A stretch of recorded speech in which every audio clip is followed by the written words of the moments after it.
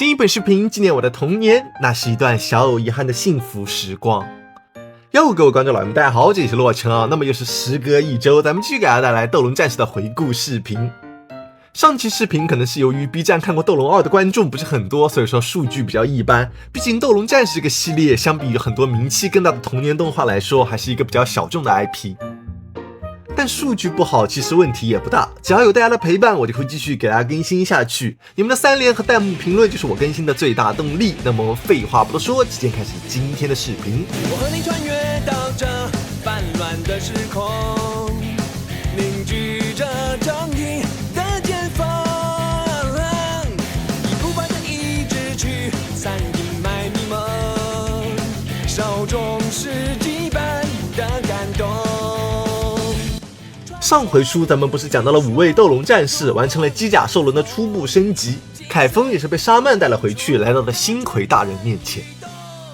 说到这反派5大将的首领星魁啊，那可真是一个大好人，为了罗刹暗无复活的大业，他尽心尽力，忠心耿耿。你说他聪明吧，他深知养寇为患的道理，早早的便要将主角团扼杀于摇篮之中。但奈何手下不争气，3个大将轮番出马，搞了半天也没能拿下斗龙战士，所以只能派出了他手下最为忠心的沙曼出马，从而解决斗龙战士。眼见忠心耿耿的沙曼非但没有干掉斗龙战士，还带回了他的小情人凯风。看到这一场景，星魁不但不生气，还莫名其妙的开始犯病了。只见他开始模仿起了他的偶像老爹，要用魔法打败魔法，于是他便选择了要用斗龙战士来战胜斗龙战士。他话刚说完，便通过罗刹暗无的力量复活了凯风，并对其洗脑，让他黑化，从而让斗龙战士们自相残杀。我真的是太卑鄙无耻了，哈哈哈哈哈！我寻思你害怕斗龙战士阻挠罗刹暗无大人复活，你干脆就别复活他呗，直接把凯风给干掉，那不就没有终极龙神可以阻止罗刹暗无的复活了吗？也不知道为何就突然要写反派犯病的剧情，我感觉属实是有点为了虐而虐的意思了，不知道大家是怎么看待的。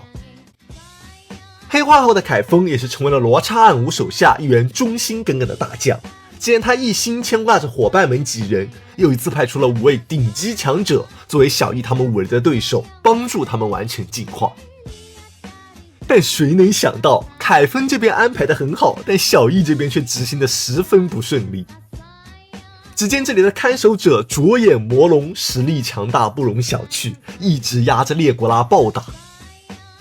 好家伙，小别致长得真东西，你管这逼玩意叫龙，制作组难道是没活了吗？没见过网上的龙长什么样子吗？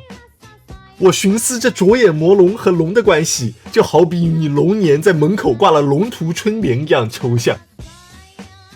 那么说回正题，虽然说这灼眼魔龙长得非常奇怪，但实力可谓是非常强大，不论列古拉使出什么招数，都会被他一一复制予以反击。列古拉见形势不对，心生一计，既然他会复制反弹我的技能，那么只要我不用技能就不会被反弹。好家伙，列古拉这手操作属实是有点东西，既然他再也不用技能，就应用平 A 和灼眼魔龙展开了消耗战。一番战斗下来，两边都力竭倒在了地上，列古拉开始逐渐没了声息，眼看就要挂了。看着伙伴们一个接一个的消失在自己身边，小易悲从心来，抱着列古拉就是痛哭流涕。小易使出了技能万能眼泪，对列古拉效果拔群。只见刚刚还虚弱无比的列古拉顿时火光四射，完成了圣龙进化。而刚刚还大战一方的灼眼魔龙依然倒在地上，一脸懵逼。我操，外挂！还容不得他来反应，便被圣龙战神一招秒杀。只能说友谊和羁绊永远是最强的力量，确实是有点太超模了。那么看完了小易，咱们再来看天化这边。一直以来天化都是斗龙小队里面比较抽象的担当，这次也没有例外。只见他和索拉2人来到了一片毒区当中，被毒雾环绕迷了路。聪明的天化计上心来，我有一计，索拉你载着我，我们就能从空中走出这片迷雾。说罢，他便拉着索拉，载着他乘风而行。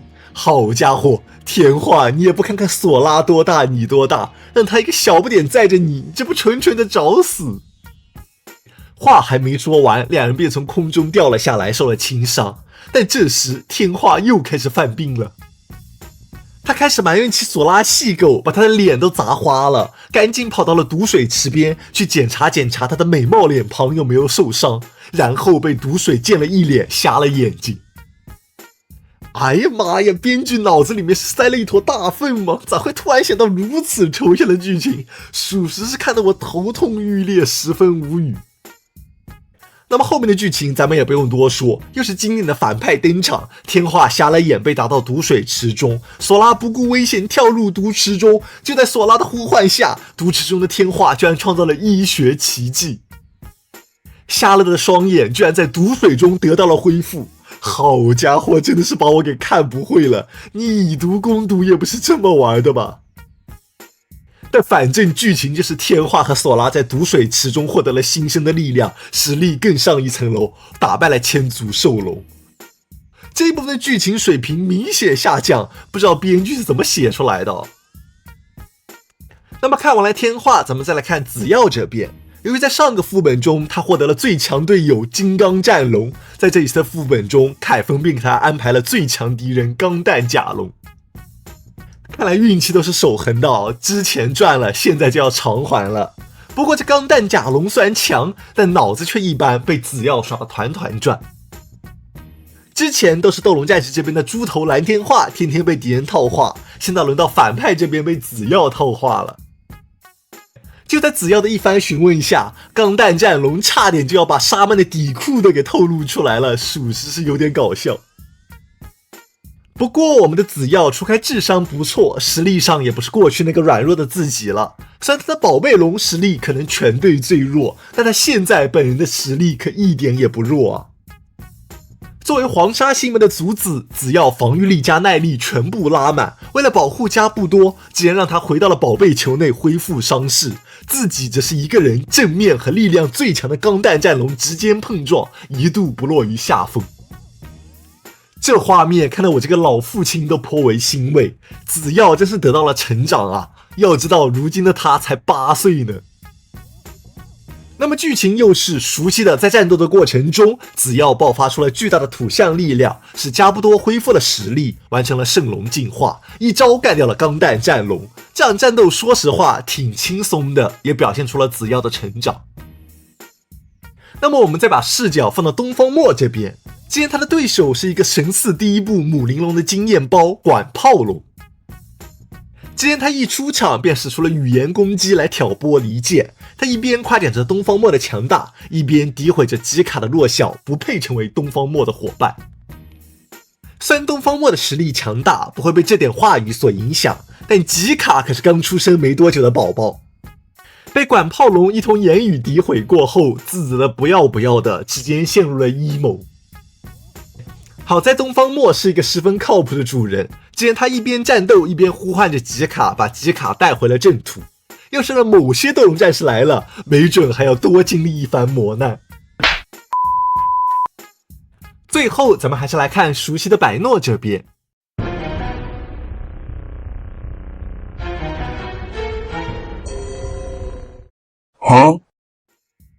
无论多少次，我都不会忘记西比这电眼逼人的抽象画面。虽然说光像星龙能发光，设定上挺合理的，但好歹用下圣光术之类的招数啊，咋能眼睛像手电筒一样锃亮锃亮的呢？实在是有点太奇怪了吧。那么说回故事，百诺这边的反派叶皇恶龙看着在迷雾里面分开的百诺和西比二人，突然涌现出了一股恶趣味。只见他率先用邪恶力量控制住了西比来攻击百诺，让他们自相残杀。你这操作如果是对小易他们使用，可能还是有点用处的，但你面对的可是斗龙小队最为聪明的百诺小姐。既然他一眼便发现了操纵西比身体的宝珠，一波强行攻击直接打破了权杖，唤醒了西比。只能说不愧是百诺，每一场比试都赢得非常干脆利落。陆子源这边的光像星门的传承属实是有够合适的。那么说完了这5大经验龙的战败，沙曼逐渐意识到了事情并不对劲。说好的消灭斗龙战士呢？凯风，你怎么让他们的实力越来越强了？然而凯风却表示无所谓，这都是我计划的一部分。于是他便召唤出了巴洛斯和斗龙小队一行人展开了一番大战。俗话说得好，黑化强10倍，洗白弱3分。黑化后成为歪嘴战神的凯风，实力那叫一个强。纵使小易他们几个5个打1个都不是他的对手，被击倒在地。哈哈哈哈哈！这就是我凯风的计划，先从正面击败你们，狠狠地摧毁你们那高傲的自信。就离谱！原来凯风的计划就是没有计划，直言强攻。你说你没有计划就算了，还非得要给他们送经验，让斗龙小队一行人进化到了圣龙战神阶段，你还说你不是内鬼？一个字，绝！说是迟，那是快。就在凯风即将团灭主角小队一行人的时候，一道温暖的光落在了他们头上，仅一个瞬间便带走了斗龙小队一行人。那么凯风和沙曼也是不能就此放过，既然他们追着斗龙小队，便来到了古遗迹城，继续着他们刚才没打完的战斗。不过这场战斗是小易和凯风的单挑，两人在碰撞博弈的过程中，竟升起一种惺惺相惜的既视感。一招一式之间，竟然有越来越多的记忆涌上心头。就在凯风即将恢复记忆的时候，沙曼身边的血鳌战龙瞬间出手，打倒了黑化的巴洛斯。你是在干什么？凯风即将恢复记忆，你打倒巴洛斯又是为了什么？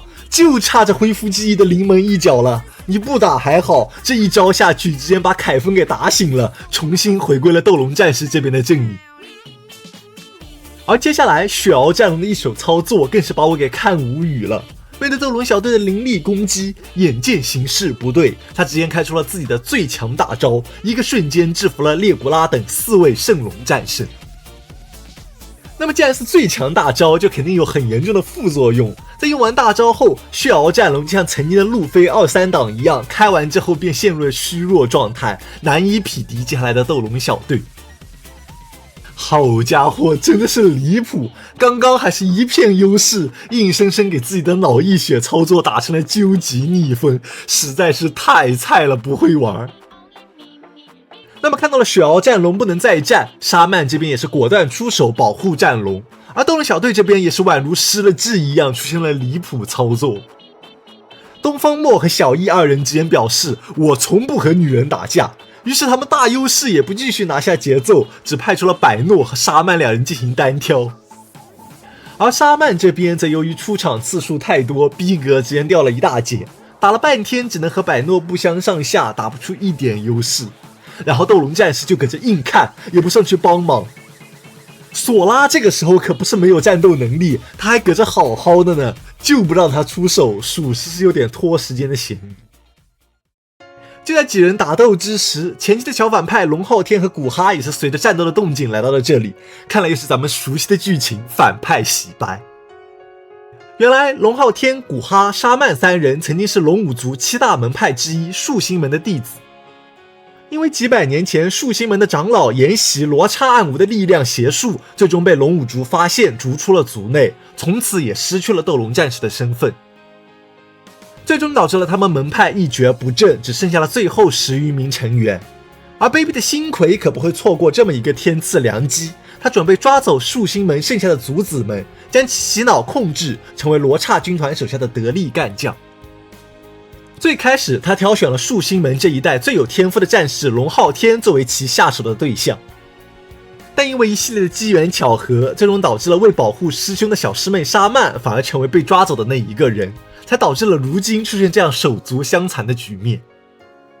好家伙，一开始我就想过龙昊天、古哈2人其实是好人，没想到居然有这么的好。就是因为有他们的存在，所以说树星门剩余的弟子全部没有被罗刹暗无控制，从而削弱了罗刹军团的力量。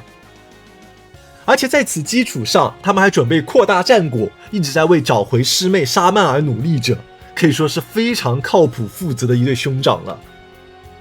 和前期斗龙小队的冲突只是理念不同而已。这么一看，这洗白的过程，我个人感觉还是挺有理有据的。再加上沙曼一直都非常心疼凯风，偷偷帮助斗龙小队，所以说我还是很同情他们的经历的。如果不是因为沙曼复活了凯风，那么后面斗龙战士也就失去了合成终极龙神的机会。所以说沙曼复活凯风这一环绝对是全剧中最不可缺少的重要因素。只能说斗龙战士系列反派这边出内鬼实在是太见怪不怪了，这可是第一部12星龙就传承下来的优良传统，咱们习惯就好。那么这就是这期视频的全部内容了。下期视频预告：终极龙神的登场能否战胜实力强大的怒天霸？6星守护龙出场又会带来怎样的故事呢？敬期待斗龙战士的第7期视频。点赞过5000或者投币过1000，咱们下周继续更新。我们下期视频再见，大家拜拜。